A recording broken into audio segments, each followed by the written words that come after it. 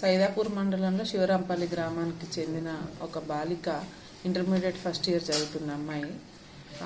ఆగదే గ్రామానికి చెందిన ఒక వ్యక్తి పోలు అనిల్ అనే వ్యక్తితో ఆ వ్యక్తి ఆ అమ్మాయిని ప్రేమ దాంట్లో వ్యామోహంలో పడివేసి ఆ అమ్మాయిని ప్రేమిస్తున్నానని వెంటపడటం వల్ల మేబీ ఆ అమ్మాయి కూడా సపోర్ట్ చేసిందని తెలిసింది.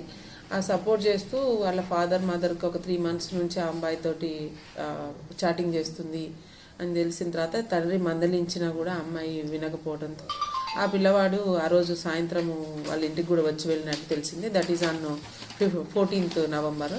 అయితే తండ్రికి ఏ విషయం తెలిసిన తర్వాత అమ్మాయిని కొంచెం కోపం చేస్తే అమ్మాయి ఆ అబ్బాయిని ఎక్కడ వెళ్ళిపోతుందో చెప్పినా వినట్లేదు అనే ఒక భయంలో ఆ పిల్లని పాయిజన్ ఇచ్చి ఆ పాపని పాయిజన్ ఇచ్చి మళ్ళీ ఎందుకన్నా మంచిది మళ్ళీ బతుకుతుందేమో అనే ఉద్దేశంతో గొంతు నులిపి కూడా తల్లి తండ్రి సొంత తల్లిదండ్రులు ఆమెని చంపేసి తెల్లారి పొద్దున్న ఆమెని పోలీస్ స్టేషన్లో ఒక దరఖాస్తు ఇచ్చారు.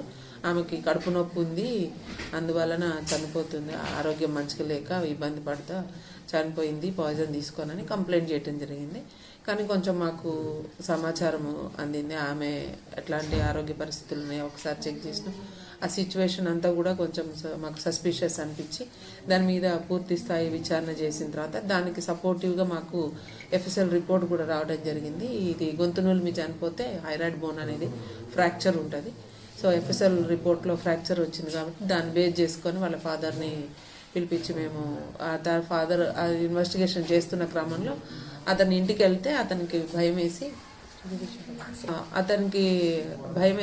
అతను ఏం చేశాడంటే ఆ గ్రామంలో ఉప సర్పంచ్ దగ్గరకు పోయి అవును నేనే చంపినా, నేను నా భార్య కలిసి చంపినాం, ఎక్కడైతే మా పరువు పోతుందో అని చెప్పిన మాట వినకుండా ఈ అమ్మాయి అతనితో వెళ్ళిపోతుందో ఈ పోలు అనేట ఆయన మ్యారీడ్ వైఫ్తో గొడవలుండి 498 కేసు కూడా ఉంది ఇదే పోలీస్ స్టేషన్లో. అతను ఎక్కడ వలలో పడింది కాబట్టి ఆ అమ్మాయి చిన్నపిల్ల చెప్తే వింటదో లేకపోతే మళ్ళీ ఇంట్లో నుంచి వెళ్ళిపోతుందేమో అనే భయంతో నాకు ఇంట్లో పెళ్లి కావాల్సిన అమ్మాయి పెద్ద పాప ఉంది, కుటుంబం వరువుపోతుంది అనే ఉద్దేశంతో వాళ్ళు అనుకొని ఇద్దరు కలిసి అదే రోజు రాత్రి ఆ అమ్మాయిని పురుగుల మందు తాగించి తర్వాత ఆమె గొంతు నులిమి కూడా చంపేసినట్టుగా మాకు అతను ఉప సర్పంచ్ గారి దగ్గర కన్ఫెస్ అయితే వారు ఇచ్చిన సమాచారం మేరకు ఈరోజు సెక్షన్ ఆల్టరేషన్ చేసి అతను కస్టడీలోకి తీసుకోవడం జరిగింది.